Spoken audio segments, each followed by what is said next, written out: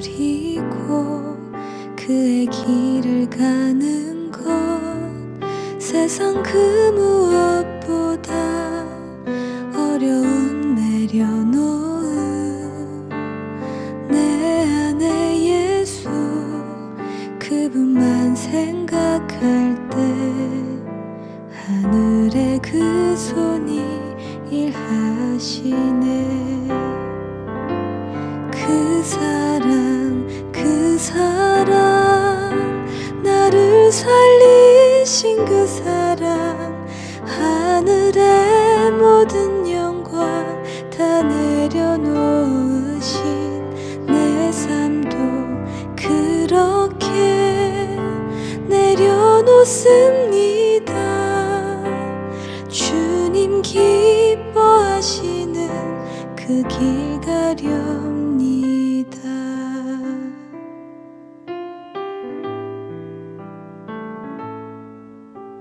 그분의 마음 그분의 시선 그분의 원하심을 내 맘에 두는 것 십자가 그 길 그곳에 나설 때에 주님 나를 통해 일하시네.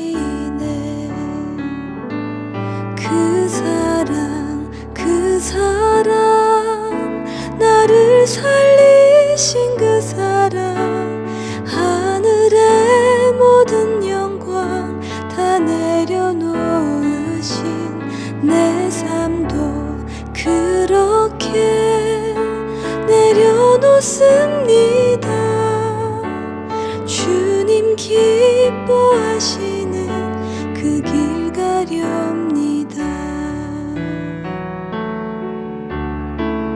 나를 향한 그 사랑 온 땅을 덮고 나를 주님의 길로 인도해 주시네.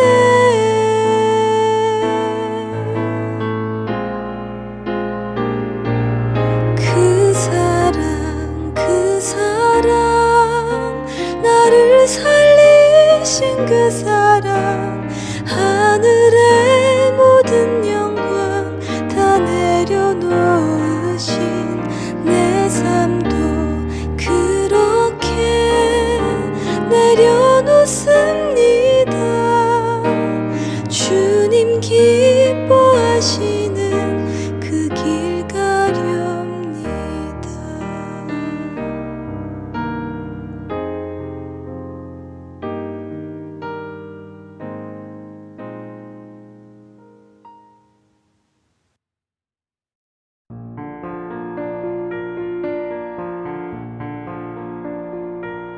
하늘에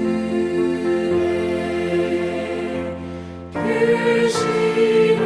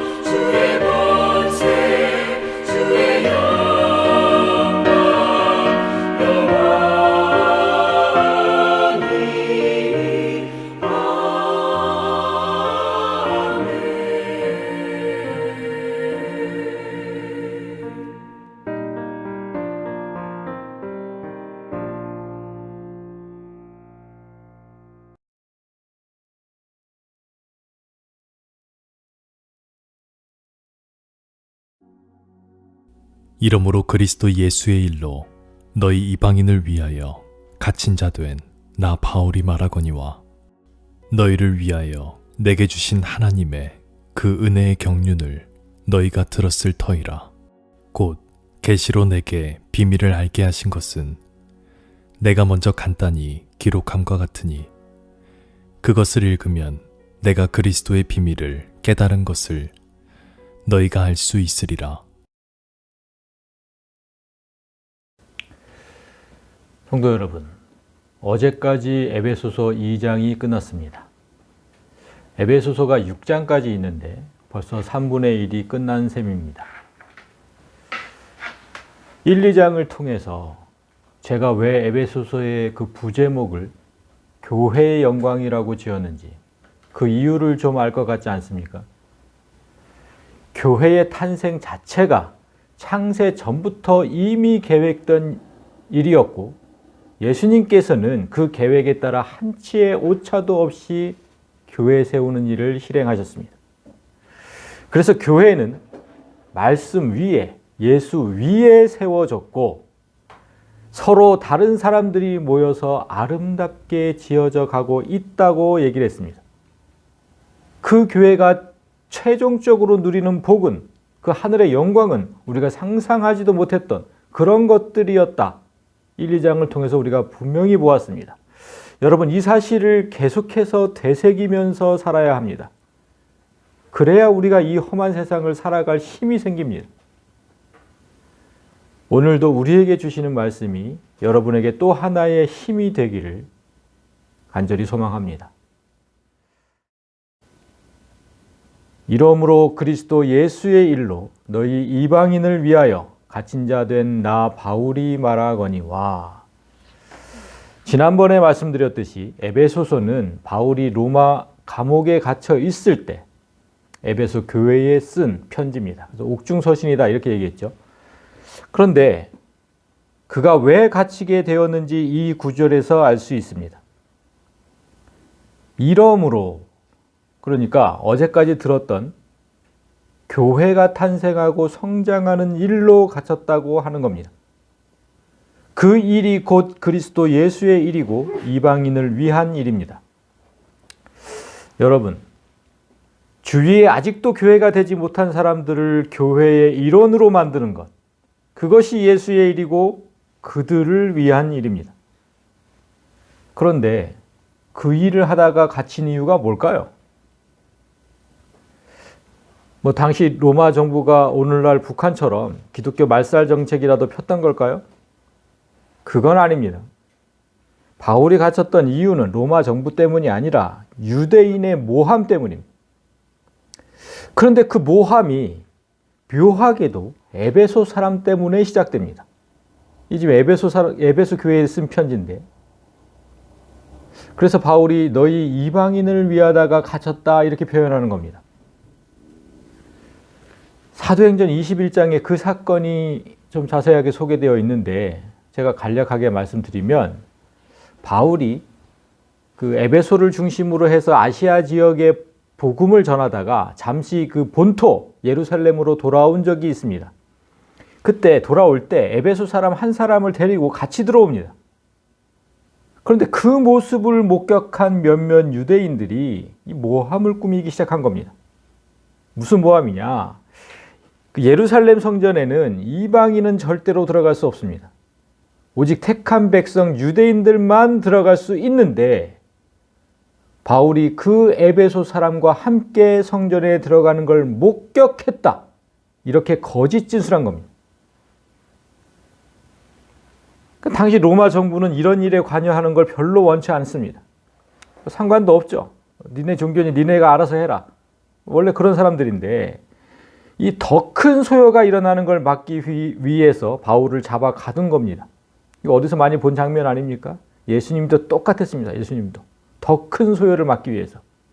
그러니까 예수님도 똑같이 유대인들에게 불의한 고소를 당했고 로마 정부는 그 불법에 침묵한 겁니다. 그래서 예수님도 바울도 다 갇히게 된 겁니다. 여러분, 유대인과 이방인의 사이는 오늘날 먼저 믿은 우리와 아직 교회에 들어오지 못한 사람들의 관계와 똑같습니다. 이방인을 성전에 들어오지 못하게 막는 유대인의 모습이 오늘날에는 없을 것 같습니까? 또 그 이방인을 구원하기 위해 헌신하는 바울을 모함하고 핍박하는 모습이 오늘날에는 없을 것 같습니까? 지금도 여전히 있습니다. 교회마다 그런 일들이 벌어지고 있습니다. 먼저 믿은 자들이 나중에 믿은 자가 교회 일에 관여하는 것을 그렇게 싫어합니다. 그걸 막아버립니다. 자신의 기득권을 지키려는 겁니다. 감히 네가 내 자를 넘봐? 철저하게 막아버립니다. 그리고 교회에서 일하는 사람이 없어서 나중에 들어온 사람이 좀 일 좀 하려고 하면 그것도 막습니다. 네가 이 교회에 대해서 뭘 안다고 자꾸 나서냐. 이제 들어온 놈이 이러는 거예요.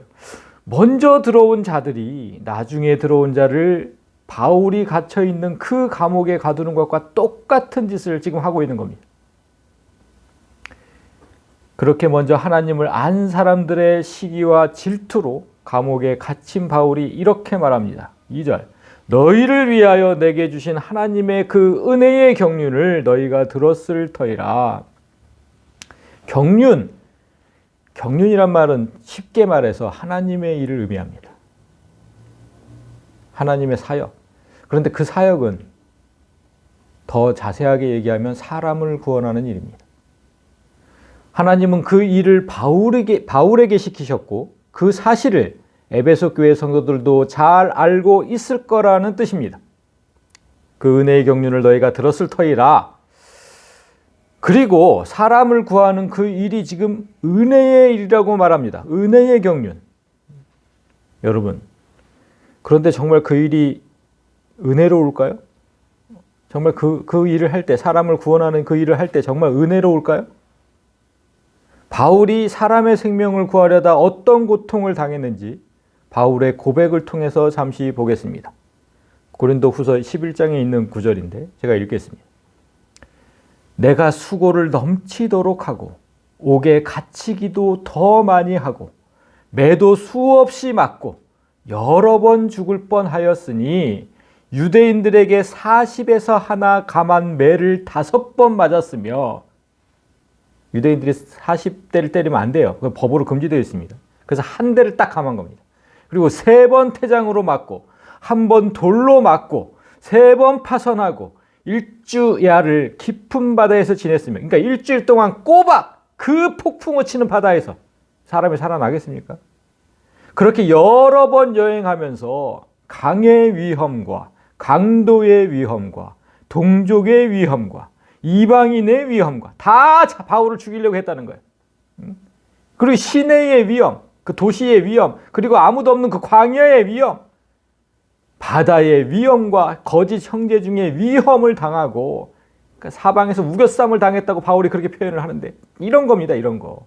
그렇게 수고하며 애쓰고 여러 번 자지 못하고 굶주리고 목마르고 그렇게 여러 번 굶고 춥고 헐벗었노라. 바울이 이렇게 고백을 합니다. 여러분, 사람을 구하는, 사람의 생명을 구하는 이 일이 정말 은혜로워 보입니까? 은혜롭기는커녕 세상에서 가장 극한의 직업이 바로 복음을 전하는 일입니다.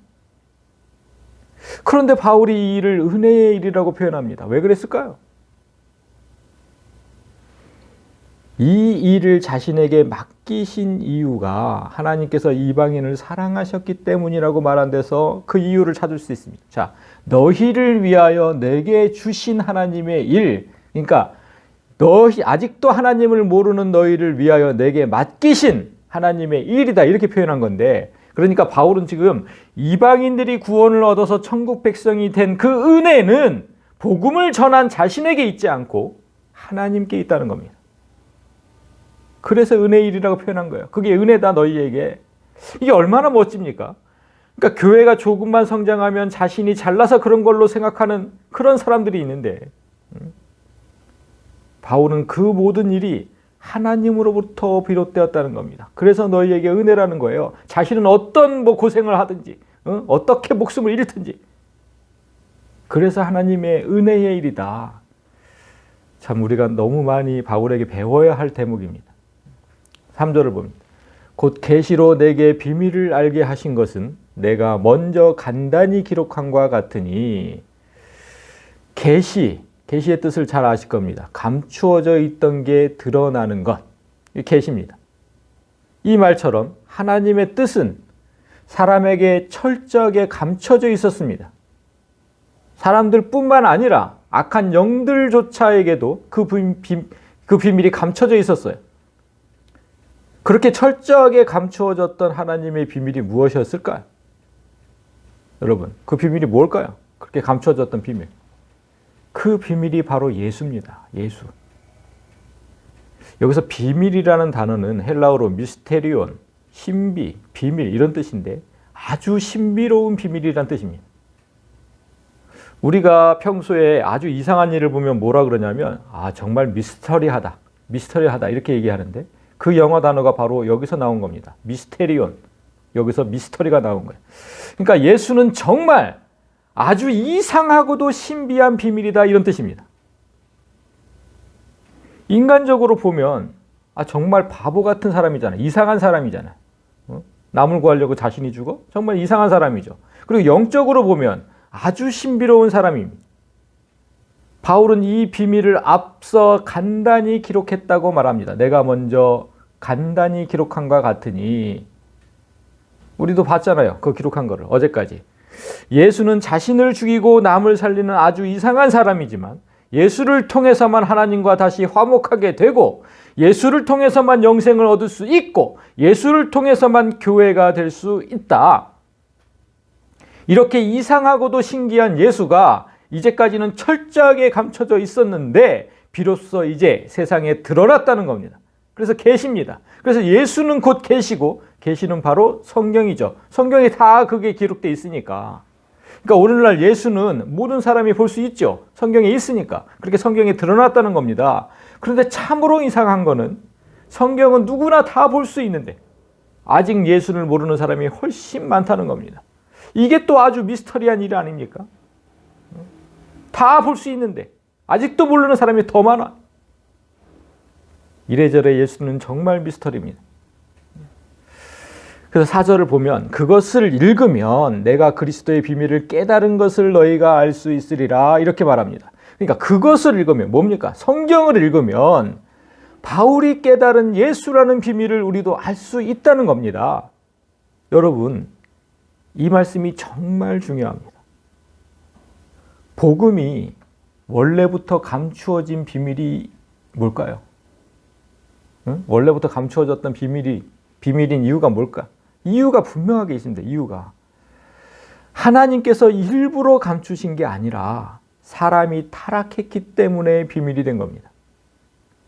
마태복음 13장 14절에서 15절 예수님 말씀을 보면 이사야의 예언이 그들에게 이루어졌으니 일러스되 너희가 듣기는 들어도 깨닫지 못할 것이요 보기는 보아도 알지 못하리라. 그 이유가 뭐냐면 이 백성들의 마음이 완악하여져서 그 귀는 듣기에 둔하고 눈은 감았으니, 여기서 마음이 완악해졌다는 뜻은 무감각해졌다는 뜻입니다. 무감각해졌다. 그러니까 왜 무감각해졌을까요? 타락했기 때문에. 하나님의 뜻을 알 수 없을 정도로 그렇게 타락했기 때문에 무감각해진 거예요. 그러니까 예수 밖에 있는 사람들은 아직 타락한 상태 그대로 있기 때문에 영적인 것에 아주 무감각합니다. 그래서 그들은 성경을 볼 수는 있어도 마음에 와닿지는 않는 겁니다. 그래서 지금도 말씀을 들어도 무감각하다면 아직도 그 타락의 영향이 남아있는 거예요. 여러분, 그 사실을 알아야 합니다. 그러나 타락에서 완전히 벗어난 사람은 분명히 깨닫고 알 수 있습니다. 예수님도 그렇게 말씀하십니다. 그 다음 절을 보면 그러나 너희 눈은 볼 수 있고 너희 귀는 들을 수 있으니 복이 있도다. 확실하게 예수 안에 있는 사람은 똑바로 보고 깨달을 수 있다는 겁니다. 예수라는 그 이름 속에 감춰진 비밀이, 그 풀리는 열쇠가 있는 거예요. 예수라는 그 이름 속에 풀리는 열쇠가 있는 거예요. 그 감춰졌던 비밀이 풀리는 열쇠가. 따라서 예수를 단순히 나를 위해 십자가에 달리신 분으로 이해하면 그냥 예수는 예수고 나는 나라고 인식하게 됩니다. 아, 정말 감사한 분이다. 감사한 하나님이다. 그렇게 인식하게 돼요. 마치 세상 사람들이 자신에게 복을 주는 신에게 감사하는 것처럼 우리도 단순히 감사해야 하는 신처럼, 거기에 머무는 그런 신처럼 그렇게 생각될 뿐입니다. 그 이상의 아무 비밀도 아니게 돼요. 그게 무슨 세세토록 감추어진 비밀입니까? 세상 사람들이 그들이 믿는 신을 비밀이라고 합니까? 그걸 비밀이라고 해요? 아니, 부처가 비밀이라고 합니까? 아니, 무슨 천지신명을 비밀이라고 하냐고. 그 정도의 신이라면 절대 비밀이 아닌 거예요. 왜 예수를 비밀이라고 하는지 그 사실을 반드시 깨달아야 합니다. 성도 여러분, 예수와 내가 하나라는 사실이 예수라는 이름에 감추어진 비밀입니다. 하나님과 분리되어 있던 내가 예수라는 이름을 통해서만 다시 하나님과 하나 되는 것, 그것이 이제까지 철저하게 감춰졌던 비밀입니다. 그러니까 예수라는 이름을 통해서만, 이 뜻이 뭡니까? 이름, 존재라 그랬잖아요. 내가 예수라는 존재가 되어야만, 그래야 하나님과 하나가 될 수 있다는 뜻입니다.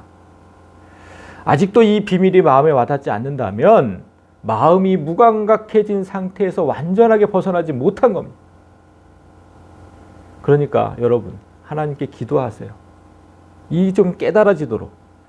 주말 내내 예수를 깊이 생각하면서, 예수라는 존재가 도대체 뭘까? 좀 깊이 생각하면서 그렇게 하나님과 대화하는 시간을 가지시기를 원합니다. 예수라는 이름이, 그 이름이 가진 비밀이 소름 돋게 깨달아지는 날, 그날이 여러분에게 속히 오기를 주님의 이름으로 간절히 소망합니다.